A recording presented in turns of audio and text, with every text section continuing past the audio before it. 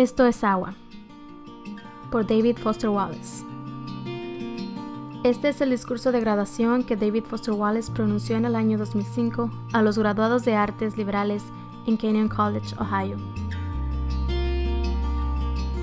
Están dos jóvenes peces nadando, y entonces encuentran un pez más viejo nadando hacia el otro lado. Este se voltea hacia ellos y les dice: «Buenos días, muchachos. ¿Qué tal está el agua?» Los dos peces jóvenes se alejan un poco y de momento uno de ellos mira al otro y le dice: «¿Qué cosa es el agua?»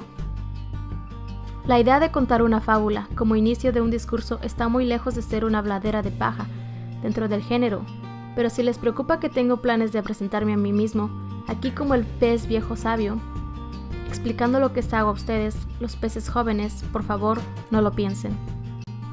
Yo no soy el viejo pez sabio. El punto más resaltante de la historia del pez es que simplemente las más obvias, generalizadas e importantes realidades son, frecuentemente, las más difíciles de ver y de las que es más difícil hablar.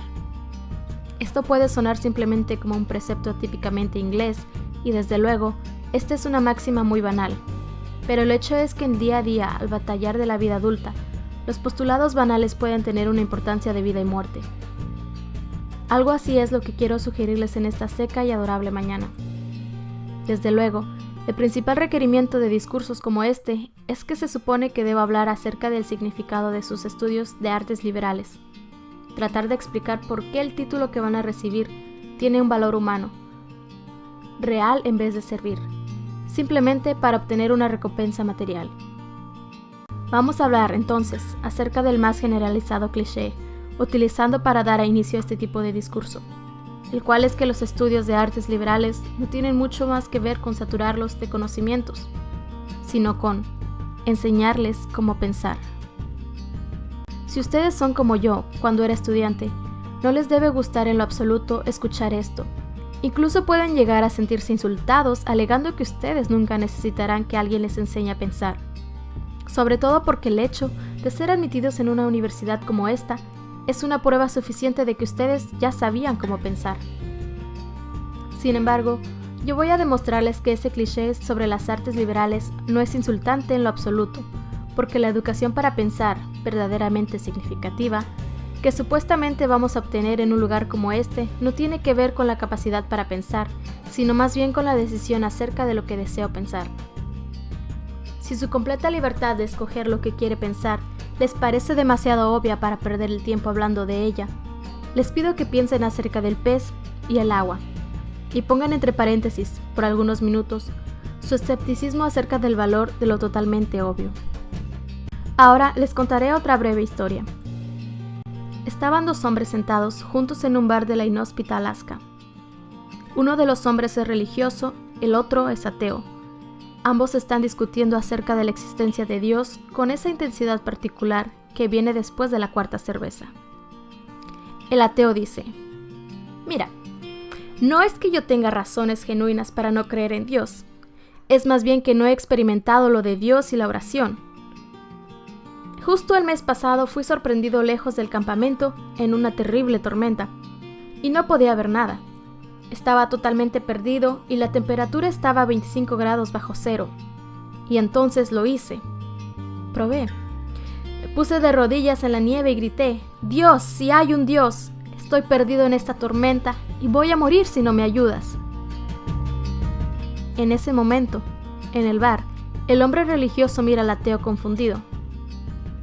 «Bueno, entonces debes creer ahora», dice él. «Después de todo, aquí estás, vivo». El ateo voltea los ojos, dando a entender que el religioso es un total ingenuo. «No, hombre, lo que pasó fue que una pareja de esquimales estaba merodeando por ahí y ellos me mostraron el camino de regreso al campamento». Es fácil someter esta historia a un análisis tipo artes liberales. La misma experiencia puede significar dos cosas completamente diferentes para dos personas diferentes, según los paradigmas de creencias de cada uno y sus dos formas diferentes de conseguir significados a partir de una nueva experiencia. Como valoramos la tolerancia y la diversidad de creencias, de ninguna manera en nuestro análisis basado en las artes liberales vamos a afirmar que la interpretación de uno de los hombres es verdadera y la del otro es falsa o deficiente. lo que es positivo, excepto que, asimismo, nunca nos pondremos de acuerdo acerca de dónde se originan los paradigmas de las creencias de estos individuos, o para ser más preciso, en qué parte de su interior se originan. Es como si en cada quien las orientaciones más básicas con respecto al mundo y el significado de sus experiencias estuviesen de alguna forma genéticamente conectadas a esa persona, como sucede con la estatura o el número que calza, o como si se hubieran absorbido directamente de su cultura, como el idioma. Es como si la forma de cada quien tiene que concebir el significado de las cosas no fuese cuestión de personal y deliberada elección, de consciente decisión de cada quien. Además está el asunto de la arrogancia. El hombre no religioso confía, de forma absolutamente obstinada, en su rechazo a la posibilidad de que los esquimales tengan algo que ver con su oración pidiendo auxilio.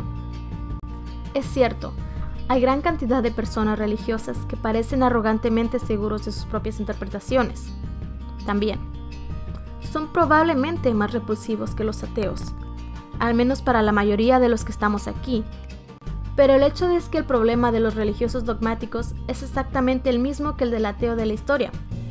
Arrogancia, seguridad ciega, una mente tan cerrada que es una cárcel tan completa que el prisionero no se da cuenta de que está encerrado. El punto aquí es que yo pienso que esto es, en parte, lo que el mantra de las sartas liberales, enséñame cómo pensar, se supone, en parte, que significa. Ser un poco menos arrogante, tener cierta conciencia crítica acerca de mí mismo y de mis convicciones, porque un gran porcentaje de lo que yo creo que es cierto se puede volver falso y decepcionante. Yo aprendí esto de la manera más difícil, como les predigo a ustedes, graduados, que les sucederá. Aquí hay un gran ejemplo de lo absolutamente errónea que es una creencia acerca de lo que yo estaba automáticamente seguro. En mi propia experiencia inmediata, todo sostiene mi profunda convicción de que yo soy el absoluto centro del universo, la más real, vívida e importante persona que existe. Raramente pensamos en este tipo de natural y básico egocentrismo porque es socialmente repulsivo. Sin embargo, es prácticamente igual para todos nosotros, en lo más profundo. En nuestra falla de origen, conectada a nuestra estructura desde el nacimiento. Piensen en esto. No hay experiencia que ustedes hayan tenido de la que no hayan sido el centro absoluto. El mundo, tal como lo experimentas, está enfrente de ti o detrás de ti, o a la izquierda o a la derecha de ti, en tu televisor, tu monitor o en lo que sea.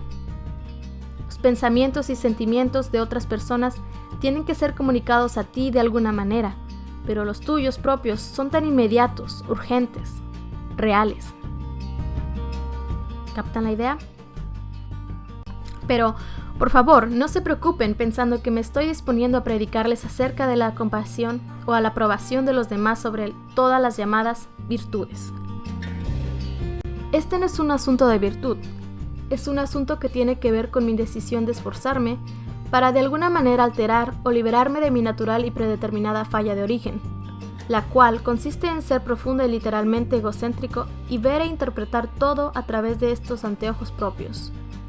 Las personas pueden adaptar su natural falla de origen, de esta forma son descritas, generalmente como bien adaptadas. Lo que yo les sugiero no es un término accidental. Debido al ambiente académico en el que estamos, una pregunta obvia es: ¿cuánto de este trabajo de adaptación de nuestra falla de origen involucra de manera genuina nuestros conocimientos o nuestro intelecto? La respuesta, lejos de sorprendernos, es que depende de la clase de conocimientos a la que nos referimos. Probablemente lo más peligroso de la educación académica, al menos en mi caso, es que capacita mi tendencia a sobreintelectualizar las cosas, para perderse en el pensamiento abstracto en vez de simplemente poner acción a lo que sucede delante de mí, en vez de poner atención a lo que sucede dentro de mí. Estoy seguro de que ustedes, muchachos, deben saber ya que es extremadamente difícil permanecer alerta y atento, en vez de dejarse hipnotizar por el constante monólogo que está dentro de sus cabezas. Lo que ustedes no conocen todavía son los peligros de este conflicto. En 20 años, desde mi propia graduación, He llegado a comprender gradualmente estos peligros y he visto que el cliché de las artes liberales acerca de enseñarte cómo pensar es más bien una manera simple de expresar una muy profunda e importante verdad. Realmente, aprender cómo pensar significa aprender la forma de ejercer algún control sobre cómo se piensa y qué se piensa. Significa estar consciente y suficientemente enterado para decidir a qué debo prestar atención y para decidir cómo elaborar significados a partir de la experiencia. Porque si ustedes no pueden o no quieren ejercer este tipo de decisión en su vida adulta, ustedes estarán totalmente jodidos. Piensen en el viejo cliché que se refiere a la mente como un excelente sirviente, pero un terrible patrón. Este, como muchos clichés, tan débil y banal en la superficie, realmente expresa una gran y terrible verdad. No es una simple coincidencia que los adultos que cometen suicidio con armas de fuego casi siempre se disparan en la cabeza. Y la verdad es que, en verdad, muchos de estos suicidas están muertos mucho antes de alar el gatillo. Y yo opino que este es el verdadero valor, no habla paja, que su educación de artes liberales encierra.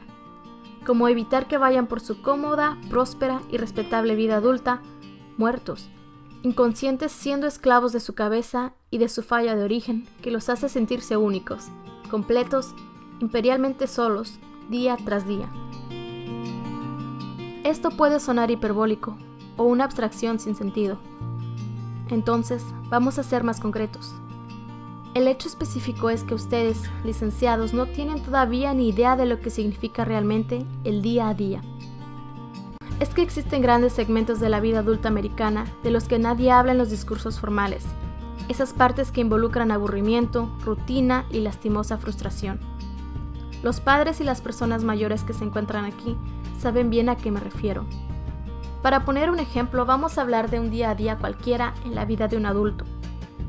Te levantas en la mañana, vas a tu desafiante trabajo de ejecutivo graduado y trabajas duro por 9 o 10 horas. Y al final del día estás cansado y estresado y todo lo que quieres es ir a casa y comerte una buena cena y tal vez relajarte por un par de horas y meterte en la cama temprano porque debes levantarte al día siguiente para volver a hacer lo mismo otra vez. Pero entonces te acuerdas de que no hay nada para comer en casa. No tuviste tiempo de comprar esta semana a causa de tu trabajo desafiante y por eso ahora, después de trabajar, debes meterte en el carro y manejar hasta el supermercado. Es el final de un día de trabajo y el tráfico está terrible. Por eso, llegar a la tienda toma mucho más tiempo de lo que debería.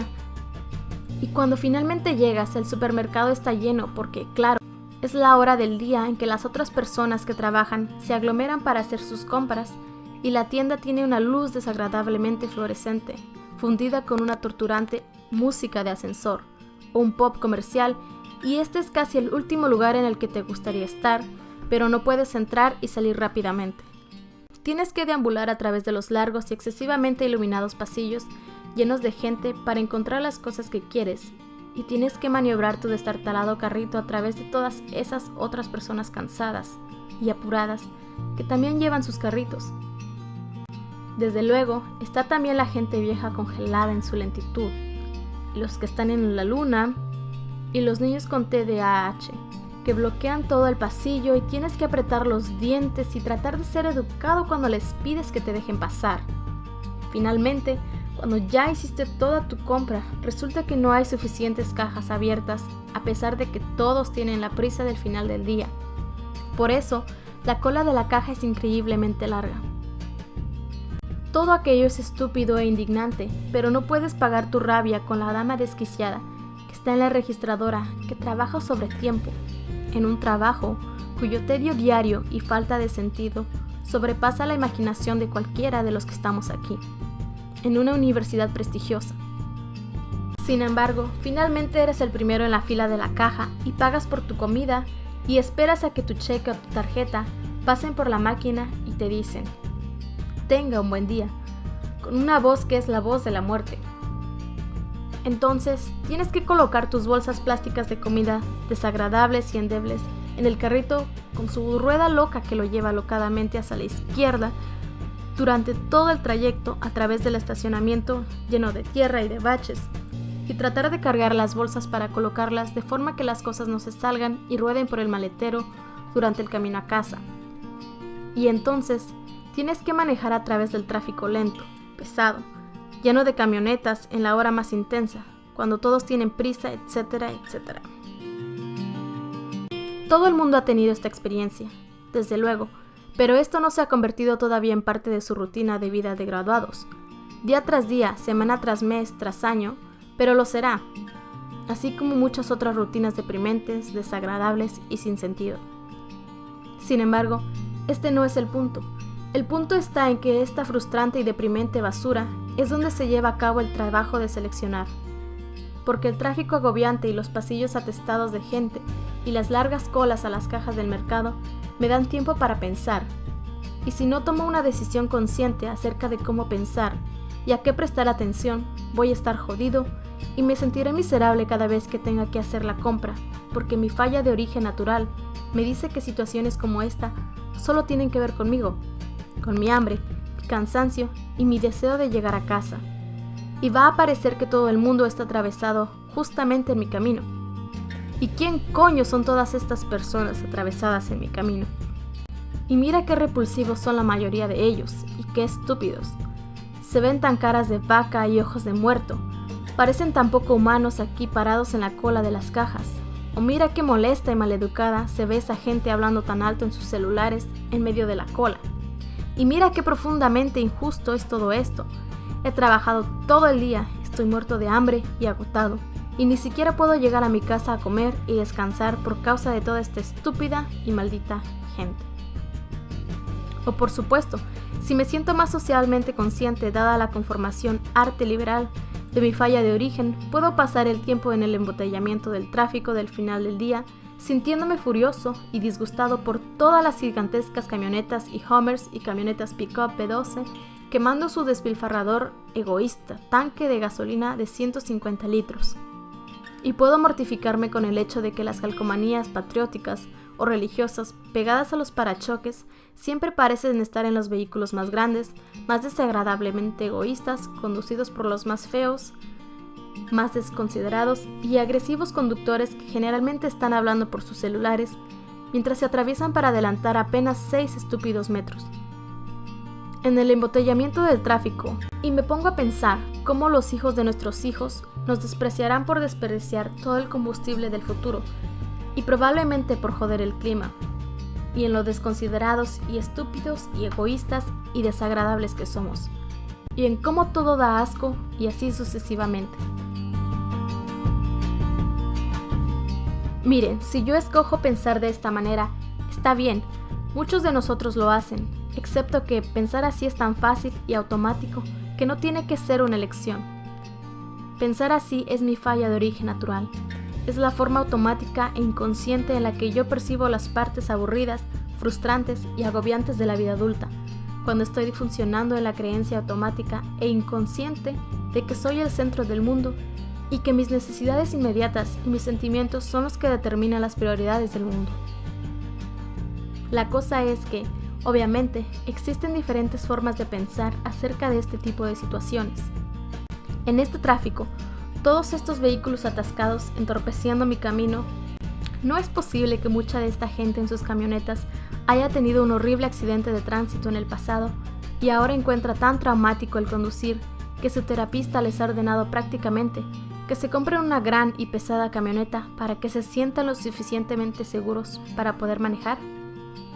O que la Hummer que se me atravesó es conducida por un padre que tiene en el asiento de lado su hijo herido y enfermo y se está apurando para llegar al hospital, y él tiene una prisa mucho más grande y legítima que la mía.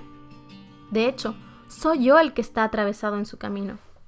O puedo escoger el esforzarme a mí mismo a considerar la posibilidad de que todo el mundo en la cola del supermercado está tan aburrido y frustrado como yo, y que algunas de estas personas de hecho tienen, en general, vidas más duras, aburridas o dolorosas que la mía. Y así sucesivamente. De nuevo, por favor no piensen que les estoy dando consejos morales o que les estoy diciendo que se supone que deben pensar de esta manera o que alguien espera que ustedes lo hagan automáticamente. porque pensar así es difícil. Supone una gran voluntad y esfuerzo mental, y si ustedes son como yo, habrá días en que no sean capaces de hacerlo, e incluso ni siquiera servirá el esforzarse. Pero la mayoría de los días, si están lo suficientemente conscientes para permitirse decidir, pueden escoger el mirar de manera diferente a esa gorda, de ojos de muerta, que le gritó a su niño en la cola de la caja registradora. A lo mejor ella no es así normalmente. A lo mejor ha pasado 3 noches en vela tomando la mano de su esposo que está muriendo de cáncer de huesos. O quizá esta señora es una mal pagada empleada en el departamento de vehículos que ayudó al esposo de alguna de ustedes a resolver un problema burocrático a través de un pequeño acto de bondad. Por supuesto, nada de esto es posible, pero tampoco es imposible. Todo depende de lo que ustedes desean considerar. Si ustedes están automáticamente seguros de que saben lo que es la realidad y quién y qué es realmente importante, si ustedes quieren modificar su falla de origen, entonces ustedes como yo no se detendrán a pensar en las posibilidades que no tienen sentido y son molestas. Pero si ustedes realmente han aprendido a pensar, prestar atención, entonces ustedes sabrán que tienen otras opciones. Está absolutamente en sus manos experimentar una típica situación infernal de consumidor, lenta, calurosa y llena de gente, y no considerarla sin sentido. Incluso verla como sagrada, encendida con la misma fuerza que se ilumina las estrellas, compasión, amor, la unidad esencial de todas las cosas. No es que todo ese asunto de lo místico sea necesariamente cierto. La única cosa es que verdad, con B mayúscula, es que ustedes realmente tienen que decidir cómo van a tratar de verlo. En esto consiste la libertad de la verdadera educación, del aprendizaje. Para ser equilibrados, ustedes deben decidir conscientemente qué cosas tienen significado y cuáles no. Ustedes deben decidir a qué hay que reverenciar, porque hay algo más que es cierto. En las batallas del día a día, en la vida adulta, no se practica el ateísmo, propiamente dicho. No existe tal cosa como el no adorar a algo. Todo el mundo adora algo. La única decisión que tomamos es a qué vamos a adorar.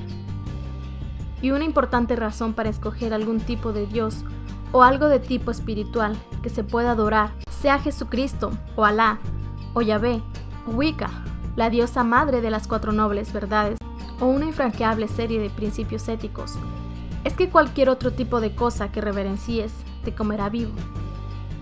Al amar el dinero y las cosas, y ubicarlas en ese espacio interno donde uno hace contacto con el verdadero significado de la vida, uno nunca estará satisfecho, nunca sentiremos que tenemos suficiente. Esta es la verdad. Adoren su propio cuerpo y belleza y encanto sexual y siempre se sentirán feos. Y cuando el tiempo y la edad se empiecen a notar, entonces morirán 1.000.000 de muertes antes de que llegue la última para quedarse. En un sentido, todos sabemos esto, desde siempre. Ha sido codificado en mitos, proverbios, clichés, epigramas, parábolas, el esqueleto de toda gran historia. Adora tu propia inteligencia. Sé admirado como una persona inteligente. Terminarás sintiéndote estúpido, un fraude siempre en riesgo de ser descubierto, y así sucesivamente. Miren, el perjuicio de estas formas de adoración no es que sean malas o inmorales, sino que son inconscientes. Son fallas de origen. Son el tipo de adoración en la que vas cayendo día tras día, siendo más y más selectivo acerca de lo que ves y cómo haces tu propia evaluación, sin darte cuenta realmente de lo que estás haciendo. Y el llamado mundo real nunca te reclamará el estar trabajando a favor de tus fallas de origen, porque el llamado mundo real de hombres y de dinero y poder se lleva muy bien con el aliciente del miedo y el desprecio, y la frustración y la ansiedad y la adoración a sí mismo. Nuestra cultura actual ha sacado partido de estas fuerzas de forma que proporcionen riquezas extraordinarias y comodidades y libertad personal. La libertad que nos hace a todos dueños de reinos del tamaño de nuestro cráneo, solos en el centro de toda la creación. Este tipo de libertad tiene mucho de recomendable. Sin embargo, existen desde luego muchos tipos de libertad, y en este mundo externo de ganancias y logros y ostentación, no se habla mucho de este otro tipo de libertad que es más valiosa. El tipo de libertad que es realmente importante implica atención y responsabilidad, y disciplina y esfuerzo, y ser capaz, sinceramente, de preocuparse por todas otras personas y de sacrificarse por ellas, una y otra vez, en las más insignificantemente minúsculas y poco sexy maneras, todos los días. Esa es la verdadera libertad. Eso es haber aprendido cómo pensar. La alternativa es la inconsciencia, la falla de origen, la competitividad a empujones, la persistente sensación constante de haber tenido y perdido algo infinito. Yo sé que todo esto, probablemente, no suena divertido y refrescante, ni posee la inspiración magnificente con que debería sonar el contenido central de un discurso de graduación. Tal como yo lo veo, esta es la verdad, cuando se deja una gran cantidad de mierda de lado. Obviamente, ustedes pueden pensar de ello lo que ustedes deseen, pero por favor, no lo descarten como si fuera un sermón de la doctora Laura, moviendo su dedo acusador. Nada de esto tiene que ver con moralidad o religión o dogma o con solemnes preguntas acerca de la vida después de la muerte. La verdad, con B mayúscula, se refiere a la vida antes de la muerte. Se trata de lograrlo a los 30 o quizá incluso a los 50, sin desear pegarte un tiro en la cabeza. Es acerca del verdadero valor de la verdadera educación, que no tiene nada que ver con calificaciones o títulos universitarios, y sí tiene mucho que ver con tomar conciencia. Tomar conciencia de algo que es tan real y esencial, tan oculto a primera vista alrededor de nosotros, que tenemos que estar pendientes de recordarnos, una y otra vez. Esto es agua. Esto es agua. Estos esquimales podrían ser mucho más de lo que parecen. Es inimaginablemente difícil hacer esto, vivir conscientemente, de manera adulta, un día y otro día. Lo que significa que, además, otro cliché es verdad. Su educación es el trabajo de toda una vida, y ese trabajo comienza ahora. Les deseo mucho más que suerte.